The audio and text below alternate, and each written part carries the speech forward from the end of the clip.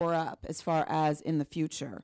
I want to ask the more seasoned superintendents if they would be willing to be mentors to our new superintendents.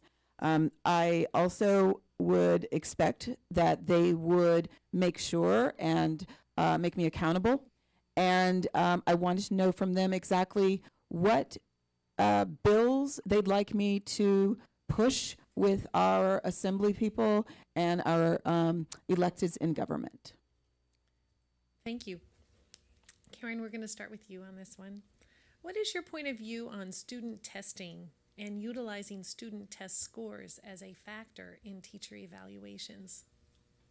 So we've just come out of an era where we had, with No Child Left Behind, too much testing and you've heard the expression high stakes, so too much placed on that testing. One of the things that I'm doing with leading for the Smarter Balanced Assessment, which are assessments that are more, that assess a more diverse group of skills for teachers, is making sure that teachers, administrators understand how to create assessments and assess their students in the classroom in the moment. I don't believe in using assessments to evaluate teachers. I believe that that happens through a relationship, through practice, through professional development, through creating that culture I talked about at a school. And assessments are tools for evaluating student strength and direction for instruction. Thank you. Naomi? Well, for years now, we've been judging students on their test scores, and we've been judging schools on their test scores, and it really hasn't worked. It hasn't helped with the instruction that the students are getting in the classroom every day. So I don't think it's the most effective way to evaluate a teacher to strictly look at test scores. I think what we have the opportunity to do right now is to provide our teachers with the support that they need in order to transition to the Smarter Balanced Assessments. Our teachers have been giving rote paper and pencil tests now for years, where the kids have been bubbling in answers, multiple choice answers. The Smarter Balanced Assessments provide us with an opportunity to get a higher level of response from our students, and I think our teachers are going to need some very targeted professional development around looking at their instructional strategies and making sure that they are teaching kids how to better perform on this test, which means the kids are going to have to think, they're going to need to write. Thank you. Helen? You know, my big concern about testing is that, first of all, it doesn't teach. What it should be doing is inform and instruction for teachers to know what their students haven't gotten and what they need to continue to work on or to reteach. But my big concern is that we're coming out of NCLB, which we've had for 12, 13 years, 14 years. And the problem that I saw with NCLB was that we did have focus on students that were at risk and that were falling behind. I am not hearing that conversation with Common Core. And yet what we're doing is we're telling teachers, you're going to teach in a whole new way. Kids are going to learn in a whole new way. And that is a huge concern of mine. And I feel like the county office has to be the important nexus and provider of information in terms of how are we going to serve the most needy of our students when Common Core is looking at the picture completely differently from what we've had before. Thank you. So the question, to answer the question directly, no, I do not believe that teachers should be evaluated based on standardized testing and the scores that the students get. As I said earlier regarding Common Core, that in the past, our students were not ready for college based on taking the paper pencil test, taking a memorization type of testing where they can just regurgitate facts, but yet they really couldn't speak on how they came to that fact. And so with the new Common Core and being able to actually speak to how to get to the solving of the problem, our students are going to be more college ready. And for teachers to be evaluated on that is is not fair. We're just pulling it out now, the Common Core, and we're all almost at ground zero right now. So we are starting at the same point. Jeff? Thank you. Teachers do assessments daily, weekly. They want to see how their children are doing, but the assessments you're referring to are really for us and the community. And that doesn't help students. It helps us judge where our schools are doing and how they're doing, but it really doesn't necessarily help the students, because the teacher's with that student, that child, every single day and knows what they're being successful and not being successful as far as reteaching goes. Now, with the new assessment, you know, the whole No Child Left Behind was a great idea, but unfortunately it completely failed on their implementation. And the focus on the test is really about punishing schools that aren't doing well as opposed to providing the resources that they need. The problem when it comes to teacher evaluation is that we need a tool that is designed for teacher evaluation. And whether it's our current STAR test or it's our Smarter Balance is not designed and architected for teacher evaluation. So therefore, as it not being intended for that purpose, I wouldn't use it for that and would be opposed to it. Thank you. I'm going to try to slip in one more question before we go to closing remarks, and you all have a minute to answer it. But if you practiced word economy, that would definitely assure that we were able to fit it all in. Word economy. So we're going to start this one with Naomi. This is from one of our voters in the audience. What is your position on the school to prison pipeline? Well, if we look at the students that the county oversees right now in the court and community schools, specifically in juvenile hall, what we have in juvenile hall are primarily black and brown boys. They are primarily from the city of Oakland. And if you look at the statistics on these students, 7 out of 10 first-time offenders quickly become repeat offenders when they are released from juvenile hall. So I know that one of the primary responsibilities that I would take on as the county superintendent is really looking at how we turn that around. Those statistics are sobering. Those statistics have implications for our city's safety. But more importantly, those kids deserve a second chance. They deserve more supports, and they deserve an opportunity to turn their life around. Thank you. Helen? I'm going to go back to the oxygen again.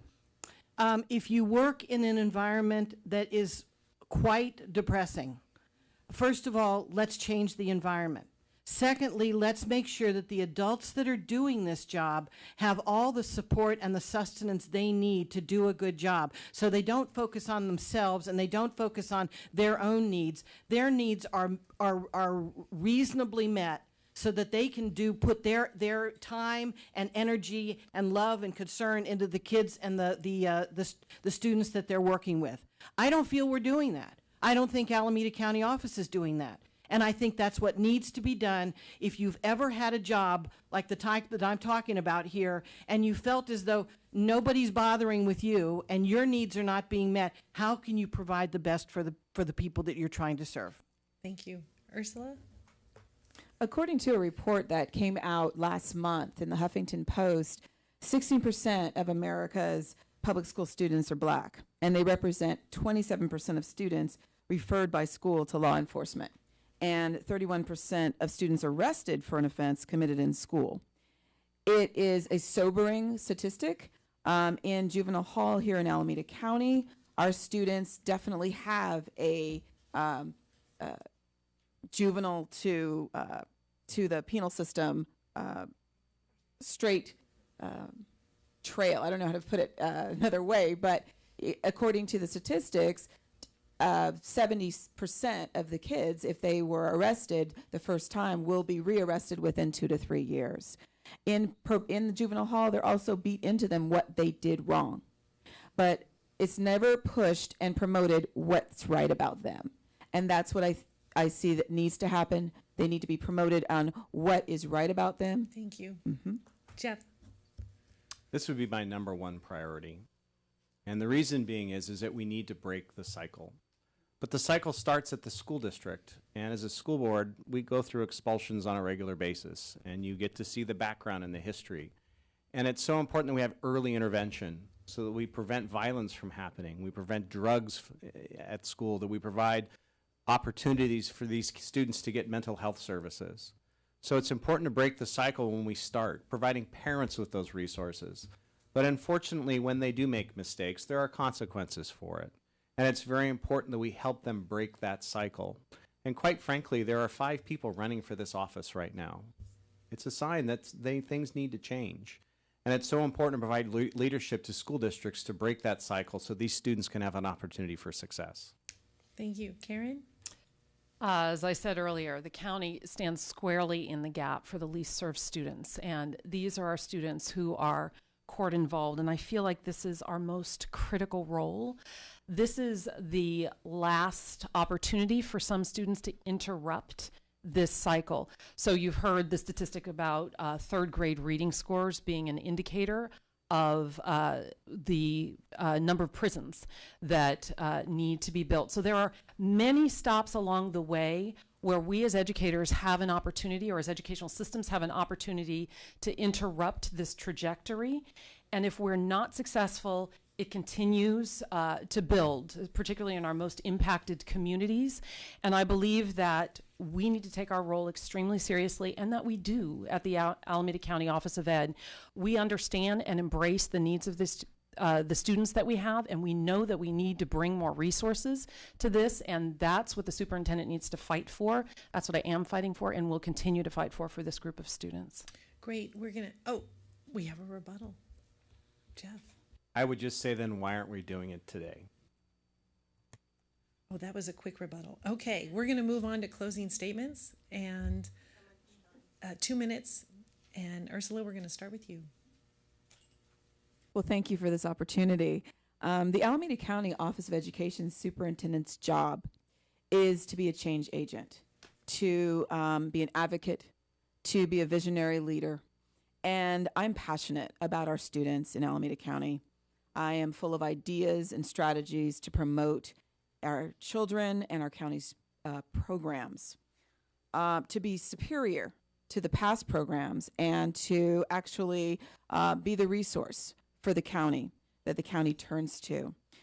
As a current city council member elected in San Leandro, I also work with city level officials currently and often. And I've already made partnerships that need to be made at in all the cities in Alameda County. I am also working with our Assembly member Rob Bonta and the Women of Color Focus Group on Assembly bills. There are 3 bills that I'm focusing on helping write. One's on truancy, one's on mandatory kindergarten, and one's on transitional kindergarten, ensuring that our students have a way into the school system early. I'm a visionary leader, and I am ready to serve, and I hope that on June 3rd that I will have the votes enough to stay through to the end, to the general election. And please visit my webpage. It's ursulareed.com.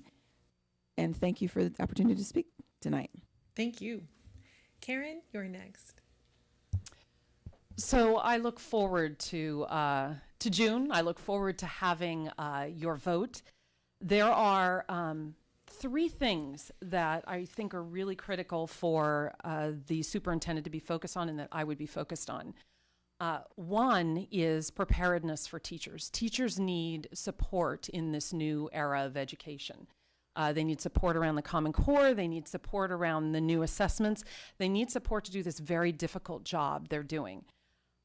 The second thing is preparedness. So our students need to be prepared and ready for school. So ready for school at the kindergarten level, so that's transitional kindergarten, that's affordable preschool, but it's also being ready for college and career. And one of the things that I've been able to institute is a career pathways initiative where we are already have employed 74 students to have job placements that they're being paid for. Then the third thing is critical supports for our districts.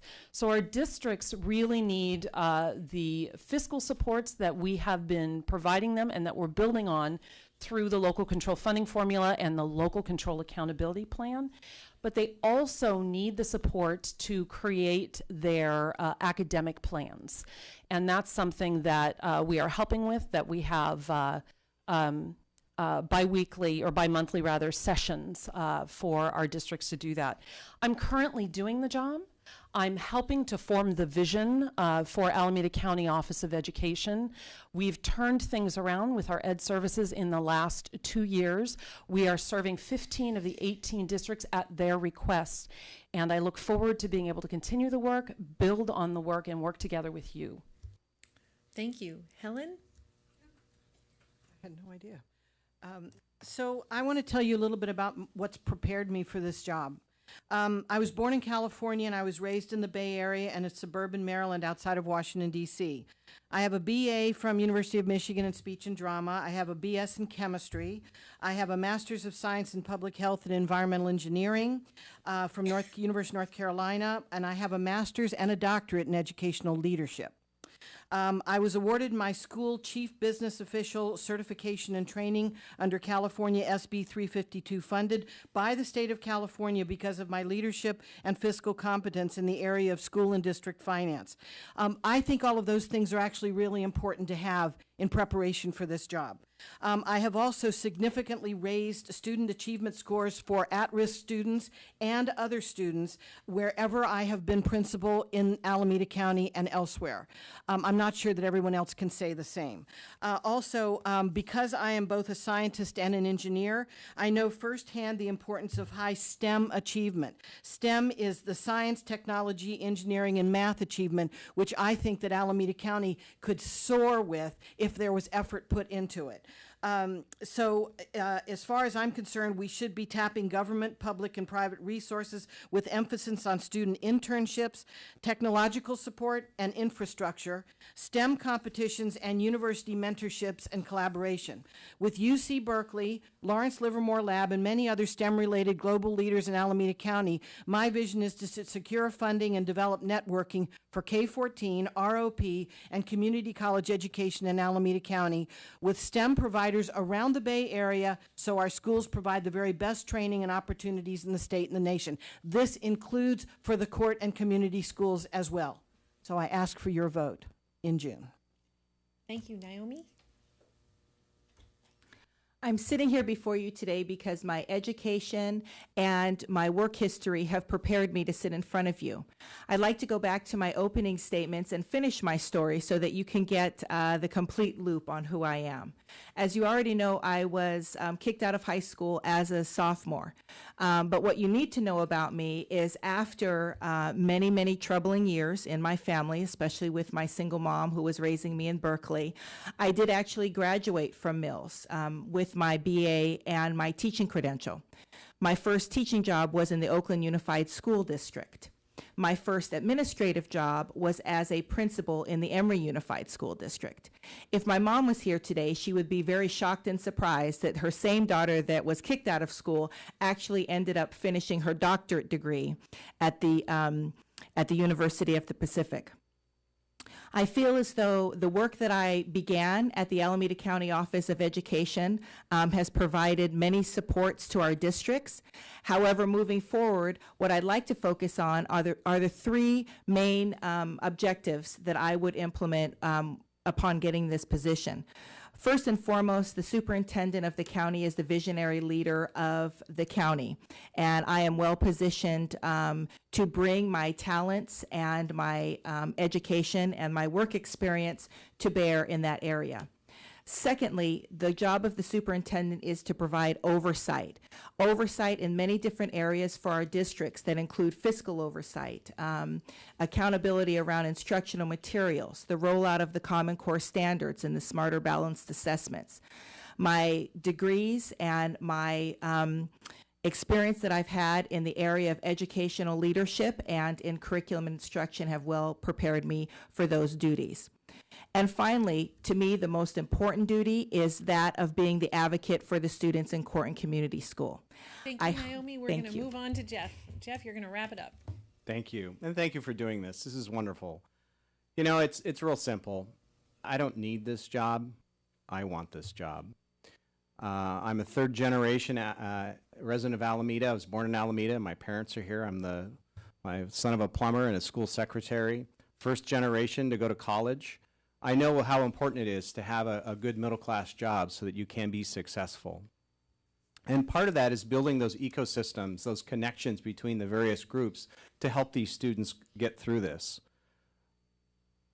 I'll give you a couple of numbers here. 5, 3, 2, and 1. All 5 of us are teachers, been administrators, advanced degrees. 3 of us are elected officials and are being held currently accountable to the public. 2 of us serve as school board leaders, but only 1, myself, has all of them. I've been very honored by getting endorsements from Delane Easton, the former state superintendent of public instruction, Joan Buchanan, who's the Assembly Education Chair, Senator Mark DeSaulnier, and the 2 previous county superintendents of schools at Alameda. 3 CTA chapters have endorsed me and 2 Democratic clubs. Thank you for doing this. I encourage you to encourage others to pay attention to this race, and please vote for me in June. Thank you. Thank you so much, and thank you to our candidates. I thought they all did an outstanding job. And don't forget to make your vote count on June 3rd.